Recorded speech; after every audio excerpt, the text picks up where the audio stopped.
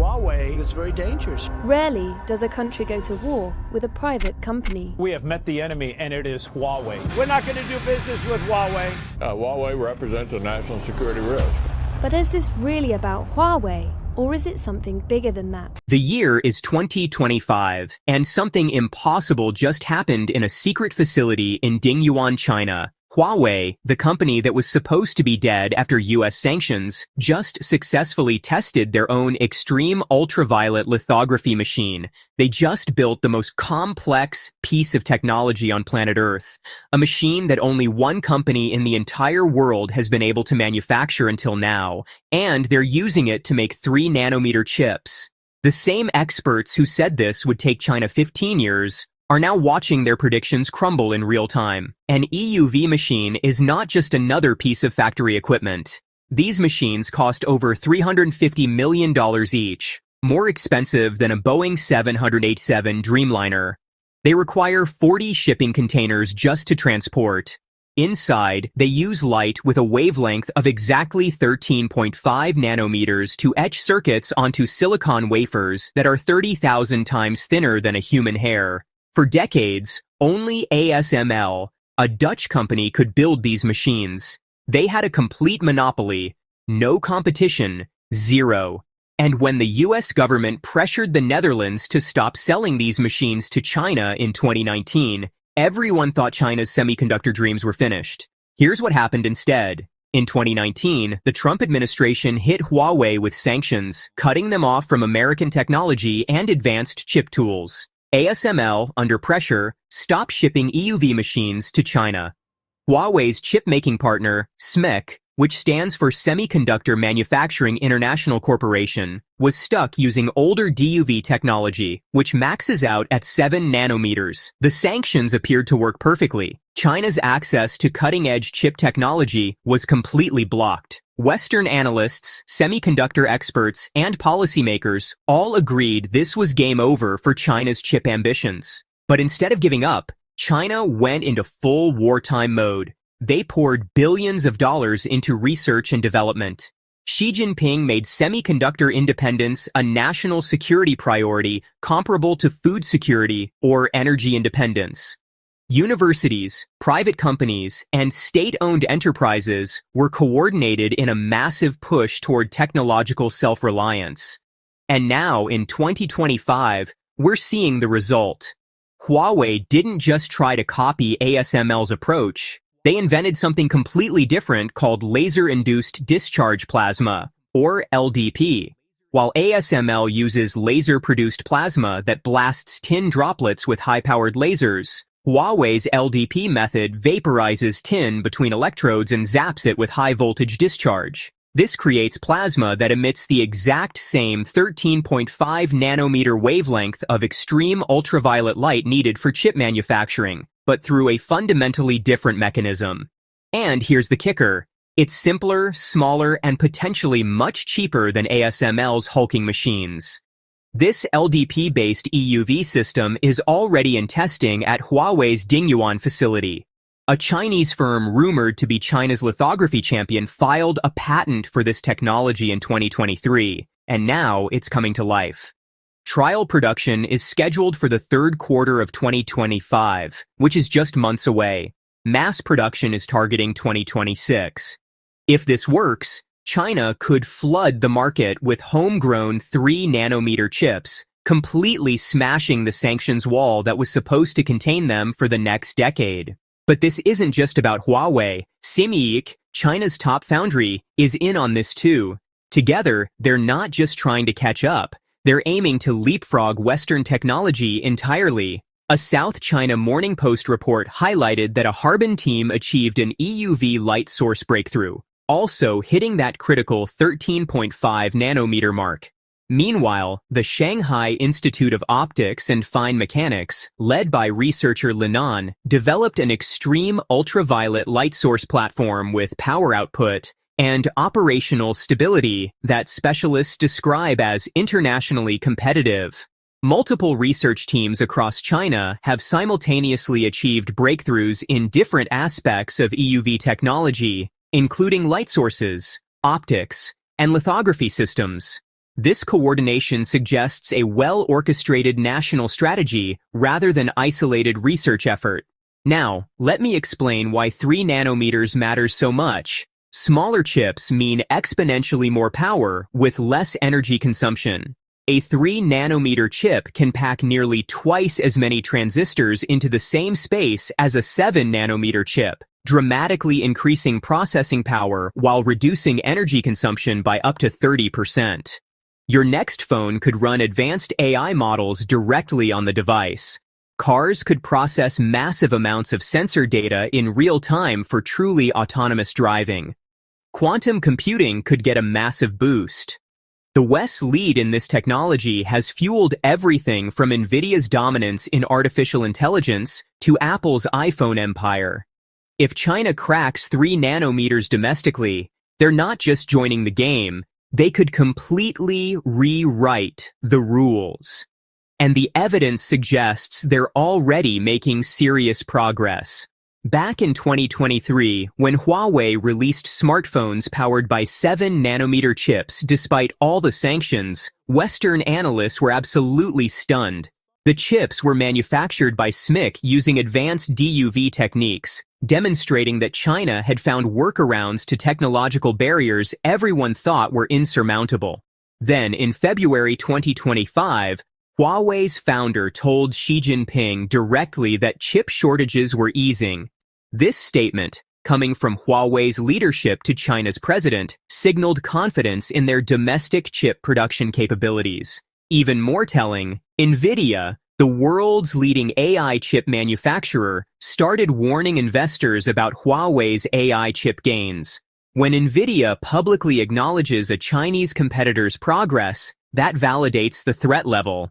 In fact, NVIDIA's market value dropped $127 billion in a single day after Huawei announced their Ascend 910C chip, which reportedly matches the performance of NVIDIA's flagship H100.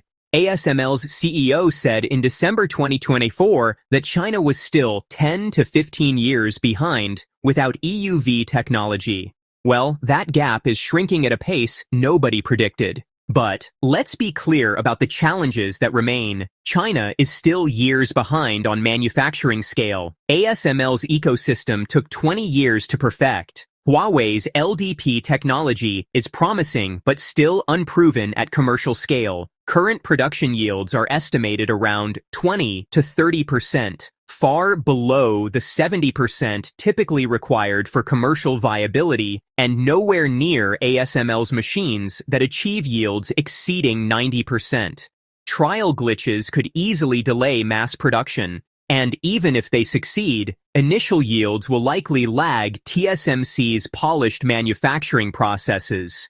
Manufacturing semiconductor equipment at laboratory scale differs vastly from reliable mass production. But here's where things get even more interesting. A research team at Peking University published something in Nature Electronics that made every chip engineer in Silicon Valley stop and stare at their screens in disbelief. They built an analog computing chip using resistive random access memory that processes calculations 1,000 times faster than NVIDIA's H100 GPU while consuming 100 times less power. And here's the kicker. They built it using older 7 nanometer manufacturing technology that the United States never bothered to sanction because everyone assumed it was too primitive to matter. Jensen Huang saw this coming. At the Financial Times AI Summit in London just weeks ago, the CEO of NVIDIA stood on stage and said something nobody expected to hear from the man who built a $5 trillion empire selling GPUs to the world. He said, "China is going to win the AI race. Not might win, will win. When the person who literally powers almost every major AI model today tells you his own technology is approaching obsolescence, you need to pay attention. For the past 100 years, we've been doing computing wrong. Every computer you've ever used, every smartphone, every gaming console, every data center running ChatGPT operates on digital computing. Information gets broken down into ones and zeros, bits that are either on or off. Your processor does calculations in one physical location while your data sits in memory somewhere else. Every single operation requires data to travel back and forth between these two places. This is called the von Neumann bottleneck, and it's why your laptop gets hot, and why training a large AI model can consume more electricity than a small town uses in a month. Before digital computing dominated everything, engineers experimented with analog computers. Instead of ones and zeros, analog machines used continuous electrical signals that could represent infinite values between on and off. Think of a light dimmer instead of a light switch. For certain types of math, especially the kind involved in modeling real-world physics, analog computers were actually faster than early digital machines. But they had one fatal flaw that killed the technology. They couldn't maintain precision. Electrical noise, temperature changes, and signal drift meant that a calculation starting out accurate would slowly degrade into garbage. Digital won because it was stable, predictable, and reliable. A transistor is either conducting electricity or it isn't. No ambiguity, no drift. That precision problem is what Chinese researchers just solved. Their chip uses resistive random access memory cells that store information as different resistance levels. Higher resistance means less electrical current flows through. Lower resistance means more current flows. Each tiny memory cell can hold not just two states like digital memory, but hundreds of different resistance values. When you need to do a calculation, the chip doesn't move data anywhere. The memory cell itself becomes the processor. Current flows through these cells and the resistance determines the output. Thousands of calculations happen simultaneously in the exact same physical space where the data live. The Peking University team achieved what they call 5 orders of magnitude improvement in analog precision. That's 100,000 times more accurate than any analog computer ever built. They tested it on matrix equation solving, which is the mathematical foundation of training neural networks. And the results are staggering, 1,000 times the throughput of an NVIDIA H100, 100 times better energy efficiency, and accuracy equal to 24-bit fixed-point digital systems. This isn't theoretical lab science. They manufactured this chip using commercial production processes that exist right now in Chinese fabs. Here's where the geopolitics gets interesting. Since 2022, the United States has been blocking China from buying advanced GPUs. No H100s, no A100s. The entire strategy was built on one assumption. Without access to cutting-edge American chips, China couldn't keep up in artificial intelligence. But sanctions have a funny way of backfiring. When you cut someone off from technology, you don't make them give up. You make them invent around you. Look at what happened with Huawei. The US government put them on the entity list in 2019, cutting off access to American suppliers. Everyone predicted the company would collapse.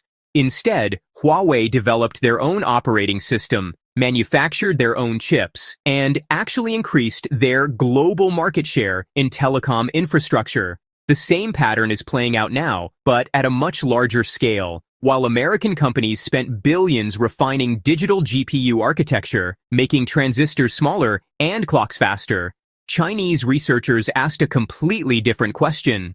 We're watching two simultaneous technological revolutions unfold. The EUV breakthrough means Huawei is cracking the hardware barrier that was supposed to be impossible. The analog computing revolution means they're potentially leapfrogging the entire digital paradigm that the West has spent decades perfecting. The assumption of permanent Western technological superiority is crumbling. Sanctions may have accelerated rather than delayed Chinese innovation. We're witnessing a real-time reshaping of the global tech landscape. The experts who said 15 years are watching their predictions collapse. The question is no longer if China can compete. It's when they'll lead, and in what areas they already do. Are we witnessing the end of America's chip dominance? Let me know your thoughts in the comments below, and don't forget to subscribe for more coverage of the biggest tech story nobody's talking about.